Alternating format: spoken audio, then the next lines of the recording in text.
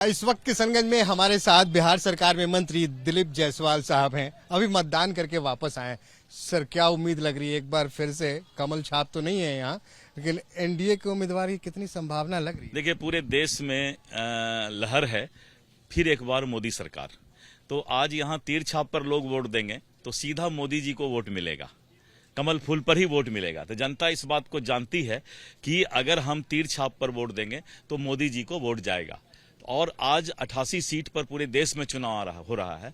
इस बार voting percentage बढ़ने की संभावना है, क्योंकि लोगों सुबह 7 बजे से सवाल पूछना चाह रहा था सर। मैं सुबह से घूम रहा हूँ, आज भी मतदाताओं में उस तरह का उत्साह नहीं दिख रहा। लाइनें छोटी छोटी हैं हर बूथ पे। नहीं, अभी आप देखेंगे 1 घंटा के अंदर ये लाइनें कम से कम 4 गुना बढ़ जाएगी। धूप बढ़ेगी, घट जाएगी? नहीं, अभी धूप 1 बजे के बाद ही होगा। 1 बजे तक यहाँ के लोग जो है मतदान, इस बार परसेंटेज अच्छा रहेगा। सर, किशनगंज का एक वोटिंग पैटर्न है, सब कोई जानते हैं।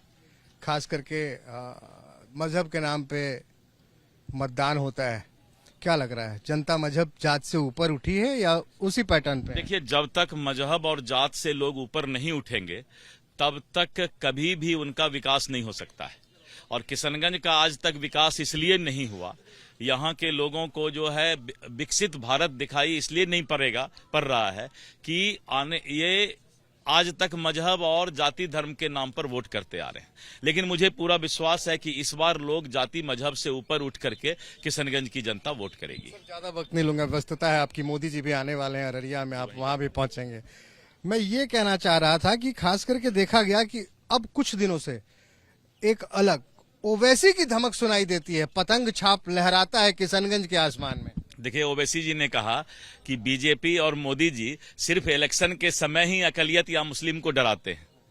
5 साल उनको फिर जो है अकलियत को कभी नहीं डराते हैं। तो ओवैसी जी ने तो ये स्पष्ट कर दिया कि अकलियत के प्रति भाजपा का कहीं दिल में कोई 140 करोड़ लोग नरेंद्र मोदी जी का परिवार है। आप भी मान रहे हैं कि अकलियत का इस्तेमाल अगर उस तरह घुसपैठिए वाली बात, ये तमाम बातें जो सिर्फ वोट लेने के लिए की जाती है? नहीं, देखिए, घुसपैठिए जो मैं बता रहा हूं, यहाँ के अगर कोई घुसपैठिया इस देश में आता है तो यहाँ के मुसलमानों का भी तो हक मारता है। इसीलिए मुसलमान भाइयों को भी, अकलियत भाइयों को भी सोचना चाहिए कि बाहरी लोग आके उनका हक नहीं मारे। यही तो मोदी जी बोल रहे हैं कि घुसपैठिया बाहर से कोई लोग आकर के हिंदुस्तान के 140 करोड़ लोगों का हक नहीं मारे, हिस्सा नहीं मारे। और कांग्रेस ने तो एक शहरी नक्सलवाद का आह्वान कर दिया।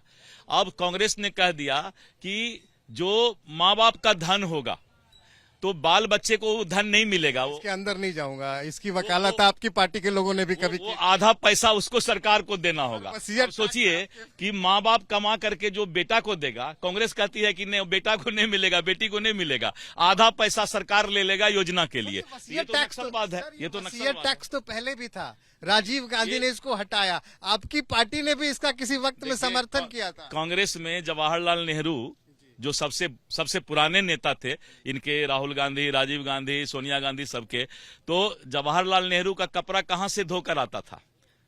इसका कोई डाटा नहीं हमारे पास। कोई डाटा नहीं है। जवाहरलाल नेहरू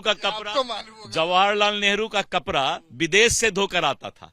तो ये तो सबसे पहले तो इनको टैक्स लगना चाहिए, लगानी पड़ेगी।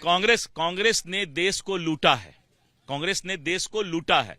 आज हम लोग अपना कपड़ा अपने से खींचते हैं, लेकिन उनका कपड़ा विदेश से खींचा करके आता था। तो कांग्रेस ने देश को लूटा है, तो पहले तो उनका आर्थिक सर्वेक्षण करने की जरूरत है। कांग्रेस के परिवार का आर्थिक सर्वेक्षण होना चाहिए। लास्ट सवाल सर, 400 पार या कोसी पार? एकदम 400 पार। धन्यवाद सर। तो ये दिलीप जायसवाल साहब हैं, बिल्कुल कॉन्फिडेंट है, करें अब की बार 400 पार। कैमरामैन राजेश के साथ श्रीनिवास किशनगंज।